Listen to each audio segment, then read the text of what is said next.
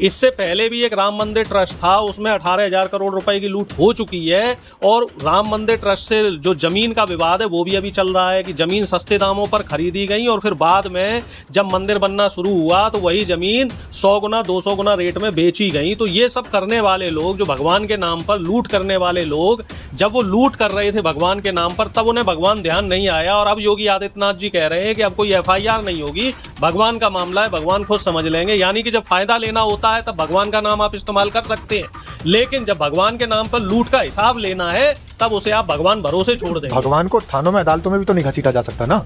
नहीं, भगवान को नहीं घसीटा जा रहा है, इसमें घसीटा उसे जा रहा है जो भगवान के नाम पे धोखा कर रहा है। चंपत राय जैसे लोग और उसमें जो मिश्रा दुबे तिवारी जैसे लोग जो ट्रस्ट में बैठे हुए हैं, हम तो उन्हें घसीटने की बात कर रहे हैं। जय हिंद, सत श्री अकाल, आदाब। मेरा नाम है शादाब।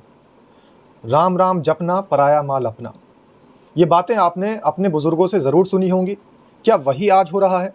राम नाम जपने के बाद में सारा पराया माल अपने तरफ खींचा जा रहा है, अपनी तरफ आकर्षित किया जा रहा है। एक बड़ा सवाल है। तो इस सवाल पर चर्चा करने के लिए हमारे बीच मौजूद हैं कांग्रेस के वरिष्ठ नेता प्रोफेसर अरुणेश यादव। बहुत बहुत स्वागत है सर आपका। जी, बहुत बहुत धन्यवाद। कई नारे प्रचलित हैं, राम नाम जपना, पराया माल अपना, और एक दूसरा नारा है राम नाम की लूट है, लूट सके तो लूट ले प्यारे। तो क्या ये प्यारे लूटने का काम कर रहे हैं? लुटाई चल रही है। जिस तरीके से आप मीडिया में खबरें देख रहे हो, हालांकि मीडिया 99% खबरों को फिल्टर करके दिखा रहा है, फिर भी जो 2-4 खबरें आ रही हैं, वो पहली खबर तो एक जो प्रमुखता से है कि बड़े बड़े लेवल पे जिन लोगों ने चंदा दिया है, किसी ने भाई 10 करोड़ का, 20 करोड़ का, किसी ने 50 करोड़ का चंदा दिया है।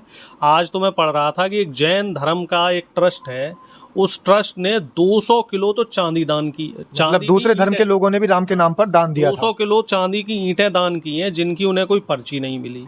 और एक ने चांदी की 6 किलो की माला दान की है, जिसकी उन्हें पर्ची नहीं मिली। यानी कि वो भी डकार गए हैं, ये राम के नाम पर लूट करने वाले लोग। और इसमें एक और बहुत बड़ा खुलासा हो रहा है, जो दैनिक भास्कर की रिपोर्ट है कि जब से चंदा चोरी की खबरें मीडिया के बीच में आ रही हैं, तो अब लोग जो है सोच समझ के दान कर रहे हैं। सोच समझ के कैसे कि पिछले एक हफ्ते का आंकड़ा निकाला गया तो किसी दिन 40,000 दान में आया, किसी दिन 50,000, 60,000।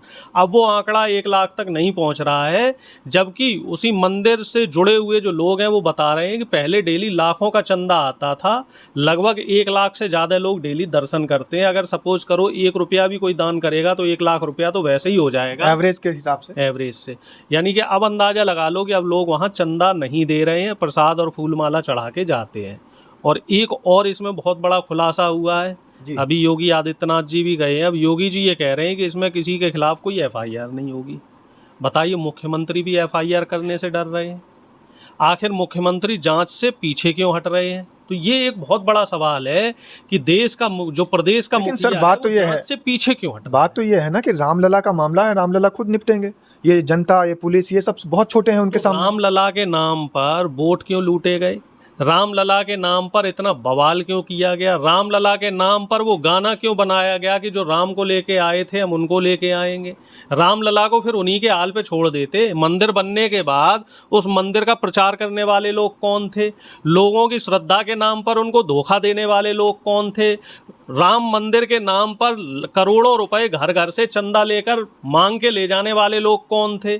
उस ट्रस्ट में जाति विशेष के लोगों को ही क्यों बिठाया गया? क्यों चंपत राय जैसे लोगों को, जिनका पहले का इतिहास ठीक नहीं है, उनको उस ट्रस्ट समिति का मुखिया बनाया गया? उनका क्या इतिहास खराब है? उसमें सरकार के लोग शामिल नहीं किए गए। वो पहले भी इस तरह की धांधली में शामिल रहे हैं। इससे पहले भी एक राम मंदिर ट्रस्ट था, उसमें 18,000 करोड़ रुपए की लूट हो चुकी है। और राम मंदिर ट्रस्ट से जो जमीन का विवाद है वो भी अभी चल रहा है कि जमीन सस्ते दामों पर खरीदी गई और फिर बाद में जब मंदिर बनना शुरू हुआ तो वही जमीन 100 गुना 200 गुना रेट में बेची गई। तो ये सब करने वाले लोग, जो भगवान के नाम पर लूट करने वाले लोग, जब वो लूट कर रहे थे भगवान के नाम पर तब उन्हें भगवान ध्यान नहीं आया। और अब योगी आदित्यनाथ जी कह रहे हैं कि अब कोई FIR नहीं होगी, भगवान का मामला है, भगवान खुद समझ लेंगे। यानी कि जब फायदा लेना होता है तब भगवान का नाम आप इस्तेमाल कर सकते हैं, लेकिन जब भगवान के नाम पर लूट का हिसाब लेना है तब उसे आप भगवान भरोसे छोड़ देंगे। भगवान को थानों में अदालतों में भी तो नहीं घसीटा जा सकता ना। नहीं, भगवान को नहीं घसीटा जा रहा है, इसमें घसीटा उसे जा रहा है जो भगवान के नाम पे धोखा कर रहा है। चंपत राय जैसे लोग और उसमें जो मिश्रा, दुबे, तिवारी जैसे लोग जो ट्रस्ट में बैठे हुए हैं, हम तो उन्हें घसीटने की बात कर रहे हैं। रामलला की वो सेवा कर रहे थे, अगर सेवा करते करते कुछ अगर उनको मेवा मिल भी जाती है थोड़ी बहुत, तो दिक्कत क्या है? अच्छा, इसमें एक एंगल और ढूंढा जा रहा है, मैं आपकी बात को काटूंगा। ये देखा जा रहा है कि इसमें कहीं किसी दलित पिछड़े का नाम घसीट दिया जाए। हालांकि एक यादव का नाम तो जबरदस्ती लाया जा रहा है जो किसी ट्रस्ट। चंपत राय भी तो दलित समाज से ही। चंपत राय बंसल समाज, बंसल है चंपत राय, सवर्ण बंसल समाज पूरा सवर्ण समाज से है। उस ट्रस्ट में 18 में से 18 लोग सवर्ण हैं, 15 लोग ब्राह्मण हैं और 3 लोग अलग टाइप के सवर्ण हैं। कोई बनिया है, कोई ठाकुर, दलित नहीं है कोई, दलित पिछड़ा कोई नहीं है। और मैं आपको गारंटी से कह रहा हूं, अगर 50% लोग इसमें दलित होते, बहुजन समाज से होते, तो ये चंदा चोरी नहीं होती। अच्छा, मिली भगत देखो, मिली भगत का एक और सबूत, जो कुछ मीडिया के लोग हैं उन्होंने जांच पड़ताल करी और वहां के कर्मचारियों से बात करी, तो ये कह रहे हैं जहां पे नोट गिने जाते थे, यानी चंदा जहां इकट्ठा होता था, तो उस जगह के जो कैमरे हैं वो 9 महीने से कैमरे ही चालू नहीं करे गए हैं। यानी कि ये लूट पिछले 8-9 महीने से चल रही है और डेली लाखों का चंदा आता है। तो लाखों के हिसाब से आप लगा लो, 6-9 महीने के आप दिन गिन लो, यानी कि 270 दिन हो गए और 270 दिन के हिसाब से डेली का अगर हम 1 लाख भी ले लें, लेकिन सर नेताजी 300 करोड़ से ज्यादा की लेकिन नेताजी बात यह है, जो लोग रामलला की सेवा में लगे हुए हैं उनकी कोई नौकरी तो है नहीं, ना सरकार उनको पैसा देती में है। सब नौकरी पे है श्रीमान जी, सबको महीने की तनख्वाह मिल रही है। वहाँ सफाई कर्मी से लेके जो मैनेजमेंट में लोग हैं, जो ट्रस्ट में के मैनेजमेंट के पदाधिकारी हैं, सबको बाकायदा वेतन मिल रहा है, सबको वहाँ रहने की सुविधाएं और सबको अन्य भत्ते मिल रहे हैं।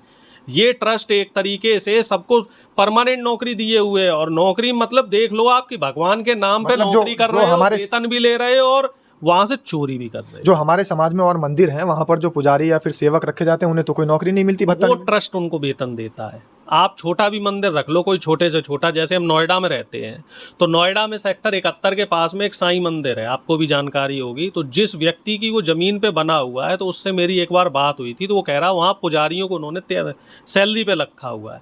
किसी को 20,000 रुपये दे रहे हैं, किसी को 25,000 रुपये, किसी को 30,000 रुपये। और जो वहाँ चढ़ावा आता है, आपको जान के बड़ी हैरानी होगी, हालांकि मैं इस चीज़ का कोई प्रचार नहीं करना चाहता हूँ, कि जो चढ़ावा है उसमें पुजारी का कमीशन फिक्स है, क्योंकि CCTV कैमरे लगे हुए हैं। तो CCTV कैमरा जब है तो वो चढ़ावे में चोरी तो नहीं हो सकती। तो मान लीजिए 10,000 रुपए का चढ़ावा आया तो 10% इंसेंटिव भी पुजारी को मिलता है। तो इस तरह का धर्म का धंधा सिर्फ राम मंदिर में नहीं, पूरे देश में जितने भी ये मठ बने हुए हैं, धर्म के मठ, चाहे वो किसी भी धर्म के हों, सिर्फ हिंदू धर्म के नहीं, सब जगह धर्म के धंधे के नाम पे ये चढ़ावे की चोरी चल रही है। ईमानदारी से आप सब जगह जांच करा लीजिए, आपको अरबों खरबों रुपए का घोटाला मिल जाएगा। एक बात तो यहाँ पर साफ हो गई है कि जब कुंभ मेला चला था और कुंभ में स्नान में डुबकी लगाने के लिए लोग बाग वहाँ पर गए थे, त्रिवेणी घाट पर भी, तो बहुत सारे नौजवानों की वहाँ से खबर वायरल हुई थी कि उन्होंने दीक्षा ले ली है। तो क्या वो दीक्षा सिर्फ इसीलिए ली गई थी कि वहाँ पर भी सैलरी का प्रावधान है, इंसेंटिव का प्रावधान? बिल्कुल वही है कि भाई एक तो तनख्वाह मिल रही है, ऊपर से इंसेंटिव भी मिल रहे हैं, लाखों करोड़ों रुपया फ्री में मिल रहा है। उसके लिए ना आपको पढ़ाई करनी है कुछ, ना आपको कोई रिटन एग्जाम क्लियर करना है, ना आपको कोई इंटरव्यू देना है, ना आपके लिए कोई क्वालिफिकेशन की अनिवार्यता है। बस आपको जो है धर्म के नाम पे लोगों को मूर्ख बनाना आना चाहिए।